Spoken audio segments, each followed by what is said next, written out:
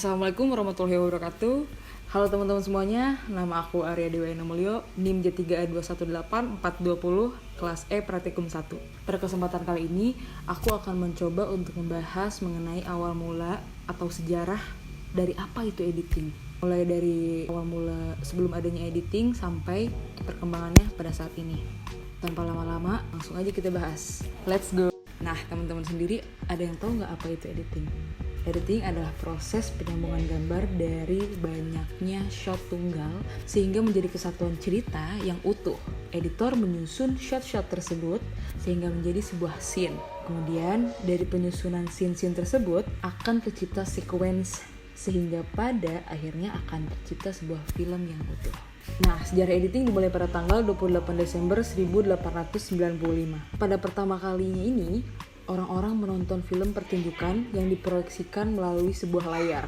Lalu, Lumiere bersaudara menyewa sebuah ruangan biliar tua yang terletak di Boulevard des Capucines, berada di Paris, Prancis.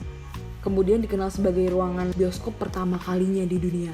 Yang kemudian tempat itu sekarang dinamakan dengan nama Grand Cafe. Mulai saat itulah menonton film menjadi sebuah pengalaman yang baru untuk semua orang.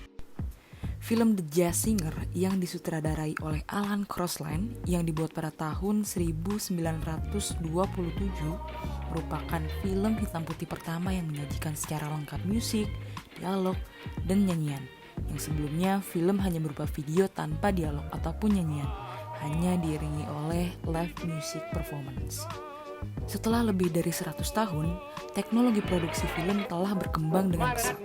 Dengan ditemukannya video yang dapat menggabungkan antara gambar dan suara dalam satu medium penyimpanan.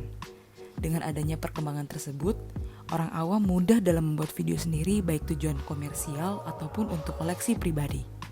Pada saat Lumiere mulai membuat film, editing belum menjadi bagian dari proses pembuatan film. Karena pada saat itu, film-film yang Lumiere buat hanya terdiri dari satu buah shot, yaitu single shot dengan panjang durasi yang sama dengan kejadian yang sesungguhnya, atau real time. Tidak ada manipulasi waktu. Nah, ini dia teman-teman, tokoh yang pertama kali membuat film dengan adanya proses editing, yaitu Méliès. Editing yang dilakukannya masih sangat sederhana. Film pertamanya yang berjudul A Trip to the Moon hanya menggunakan editing untuk kesinambungan cerita atau cutting to continuity. Méliès melakukan editing untuk menyambung tiap-tiap adegan yang hanya terdiri dari satu shot untuk setiap adegannya atau sequence shot. Nah, dari sinilah kita dapat menyimpulkan bahwa terjadinya proses editing pada saat itu hanya terdiri dari proses pemotongan dari banyak shot. Jika di era 1900-an, George Méliès sering menggunakan teknik dissolve untuk melakukan trik sulap dan film-filmnya, maka sedekade setelahnya sekitar 1900-an, D.W. Griffith atau David Wack Griffith yang diawali eksperimen Porter yang dilakukan ketika dia mencoba menggabungkan rekaman dokumentasi mengenai aksi petugas pemadam kebakaran setelah peristiwa kebakaran dengan membuat rekaman baru berdasarkan imajinasinya tentang seorang ibu yang sedang panik karena anaknya tertinggal, yang kemudian diselamatkan oleh petugas pemadam kebakaran. Di filmnya yang berjudul The Life of an American Fireman, kedua susunan adegan fakta dan fiksi itu disusun dengan sangat menarik.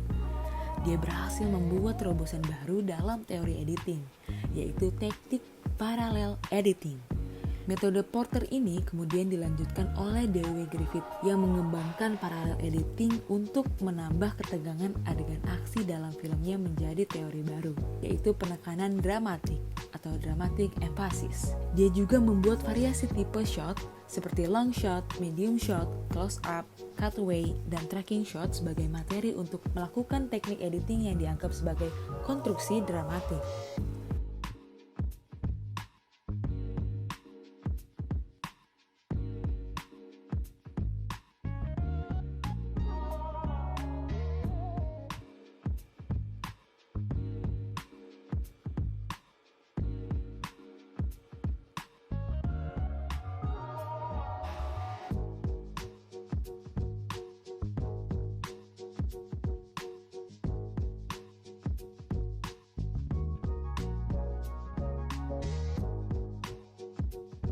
Di era 1920-an, teknik editing mencapai puncaknya. Melalui uji coba editing yang dilakukan para sinias Rusia, salah satunya adalah Pudovkin, dengan lebih menekankan pada konstruksi editing. Dia bahkan menganggap aspek editing adalah unsur dasar pembentukan sinema. Eksperimen Pudovkin dapat dilihat dalam film Mother, 1926.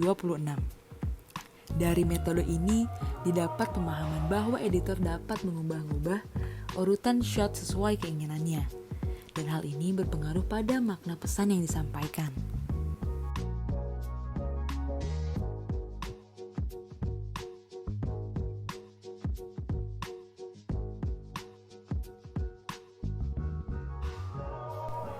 Era berikutnya adalah sinias Rusia lainnya, yakni Sergei Eisenstein, yang juga sangat terpengaruh teori editing Griffith dan teori dialektika filsuf Karl Marx. Dari gabungan dua ilmu ini, dia membangun teori editing montage dengan membaginya ke dalam 5 komponen, yaitu metric montage, right mid montage, tonal montage, overtonal montage, dan intellectual montage. Semua teorinya ini tertuang dalam karya-karyanya, seperti Strike, 1925, The Battleship Potemkin, 1925, dan Oktober 1928.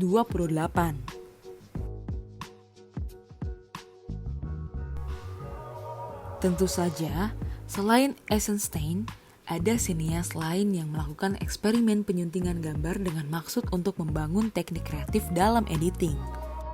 Seperti Dziga Vertov dengan teori percobaan dari suatu kenyataan sesungguhnya atau The Experiment of Realisms, Alexander Dovzhenko dengan teori editing penggabungan visual atau Editing by Visual Association, seperti Eisenstein, Buñuel menggunakan dialektika editing untuk mengunggah emosi penonton, seperti tampak pada film Unseen Angelo 1929.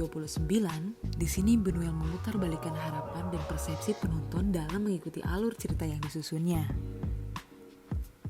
Sekian sejarah singkat mengenai dunia editing.